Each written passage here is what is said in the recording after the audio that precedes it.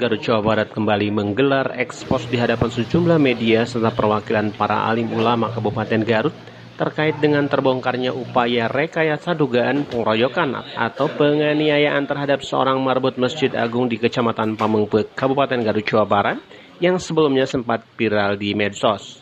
Polres Garut akhirnya membongkar kebohongan dan rekayasa yang sengaja dilakukan marbot masjid bernama Uyu Ruhana karena alasan khilaf, dipicu oleh alasan lain untuk mencari perhatian karena tekanan ekonomi keluarga. Ini seakan-akan seolah-olah polisi memelintir-melintir, ya. Kami berusaha untuk transparan dan akuntabel supaya masyarakat juga bisa lebih jelas, bisa cepat mengambil kesimpulan bahwasannya seperti itu adanya. Tadi sudah disampaikan dari Pak Uyu sendiri mengakui bahwasannya kesalahannya seperti itu, supaya lebih clear lagi. Dan kami juga mengkantor apa menjadi informasi di wilayah hukum sana. Sengaja kami undang para orang tua, para ulama di sini. Ada MUI juga, ada NU juga, ketua NU dan segala macam di sini supaya lebih yakin bahwasannya kami transparan untuk penanganannya. Tidak ada yang diumpet-umpetin. Tidak ada yang kami coba untuk hilangkan. Kapolres Garut menegaskan meski sebelumnya hal tersebut telah diekspos di hadapan Kapolda Jawa Barat secara langsung, pihaknya juga perlu melakukan hal tersebut kembali untuk meyakinkan seluruh warga masyarakat.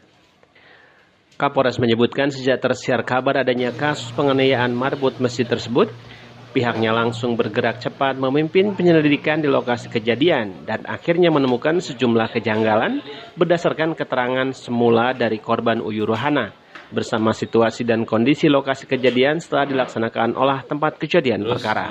Kaitan dengan apa yang menjadi penanganan sekarang, penanganan tetap kita laksanakan sesuai dengan ketentuan hukum yang ada, dan ini pun sudah saya sharing dengan para ulama di sini. Seyogianya kami juga dari pihak kepolisian meminta izin dengan kejadian ini untuk proses penanganan kepolisiannya bisa berjalan dengan lancar. Walaupun nanti mungkin dengan pertimbangan lain kami berupaya untuk membuat Pak Uyu supaya tidak terlalu terpojok, ya. Karena melihat situasi dan kondisi tadi disampaikan oleh Pak Uyu kaitan dengan himpitan ekonomi, ya. Semoga itu yang diketemukan menjadi proses penyidikannya. Kalau pasal yang dikenakan? Untuk sementara kami kenakan pasal 242 KUHP, ya, kaitan dengan laporan palsu dan ujaran publik. Sementara itu pelaku Uyu Ruhana juga mengakui bahwa perbuatan yang dilakukan dirinya sebagai akal-akalan karena hilaf dan tidak berpikir jika akibatnya akan seperti itu. Kenapa Pak tujuannya awal mengakui di aniaya? Itu mah saya terjadi itu murni karena kehelapan atau saya. Jadi yang terjadi itu sama sekali tidak ada ajakan orang lain, tidak ada penganiayaan.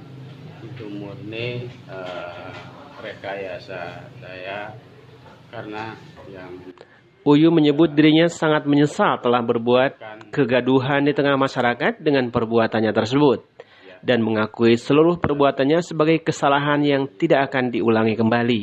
Kenapa Pak sampai kepikiran berbuat seperti itu, misalnya tidak mencari alternatif yang lain? Entah apa yang saya pikirkan di hati saya, jadi merasa gelap aja gitu, hilap aja gitu.